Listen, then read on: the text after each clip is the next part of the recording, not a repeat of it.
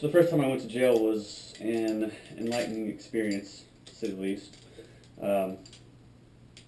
This was while I was transitioning from heroin into a cleaner lifestyle. I kind of substituted a lot of alcohol for heroin, especially to help me sleep. But on this one night, when I was living in Memphis, Tennessee, I was living with my baby mama at the time.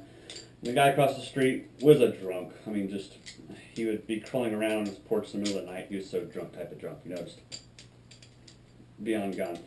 Anyways, he had been harassing my baby mama, and on this night, I hadn't had enough to drink where I thought it would be a good idea to fight him. So we got into a fist fight, and somebody saw the fight and decided to call the police. So the fight had ended with me knocking him unconscious and leaving him in the middle of the street. So whatever, I was done. I went back inside and kept drinking. A few minutes later, the cops came beating on my door and told me that I was under arrest for third-degree murder or involuntary manslaughter. Because unbeknownst to me, in between the time I went back inside and the cops arrived, somebody had driven down the street and run over the man, killing him. So they pinned the murder on me. It was eventually taken down to aggravated assault and then assault, and then it was dismissed. It was fine. Pros of having law enforcement in the family, Anyways, I got to jail, and they put you in this one room with like a row of seats, like a bench. And they handcuff you to the bench. Those cop cars, by the way, the back of the Dodge Charger cop cars, the seats are not comfortable. It's like a hard plastic shell, and you have the handcuffs behind you, and you're sitting down. They push into your wrists, and they really hurt. So when I was in the back of the car, at the time I weighed like 105 pounds, maybe.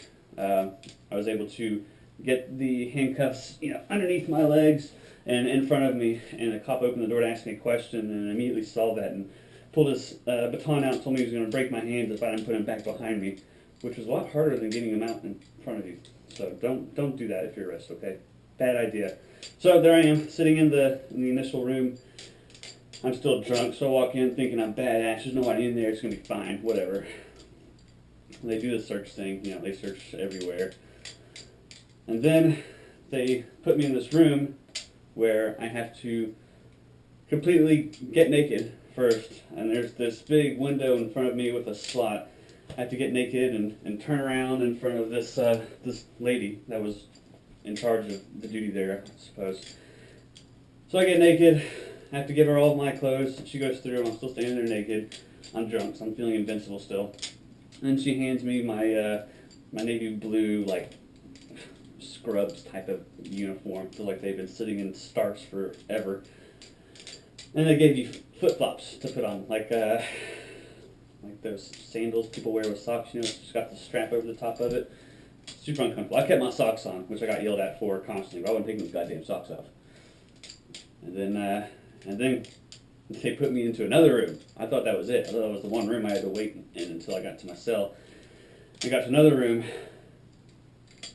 full of the other inmates. Now, mind you, Memphis is predominantly black, so naturally, inside of the jail, in the holding cell with everybody, I was one of two white guys in there. Everybody else was huge and black and scary looking. And at that point, I realized how badass I was not. It was a really humiliating, well, not humiliating, it was a humbling experience to go into that room. And then you got to see the doctor, and they ask you all these questions, they do the TB tests. They asked me if I was fine. I wasn't. I had busted my hand in the fight because I had punched the guy in the teeth, and it fucked up my tendons here, but I kept that hand hidden because I don't want any fucking prison first aid, And the chairs that are in there, they're not like normal chairs. They're like molded plastic, and they all have a downward slope to it, so if you fall asleep in it, you start sliding out of your chair. It's impossible to sleep in these things. It's fucking awful. And I couldn't use armrests because the big black guys sitting on either side of me were using the armrest, and I wasn't finna fuck with them, fuck that. And they take your mug shot, and you have to stand there. It's not a quick thing. You have to stand in line. And you have to sign things. They take your fingerprints, and they take your mug shot, and then you gotta wait for pre-trial to go through before bail or bond can be posted or whatever it's called. Of course, I was calling my parents from inside. You get unlimited phone calls in there. calling them crying, telling them, you know, I can't wait to get out. Please come get me out. Come get me out.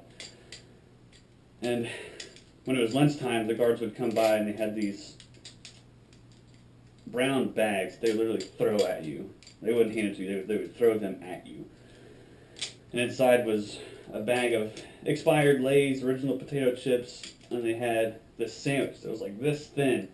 Turns out it was 2 sandwiches they had just mashed together and saran wrapped, and it had a bottle of jungle juice in there. And to this day, I still can't drink jungle juice or eat Lay's original flavored potato chips without thinking of that first time. Oh, it was not a good experience. I don't see how people can be career criminals and doing that stuff all the time. That's just beyond me. That sounds so not a good experience.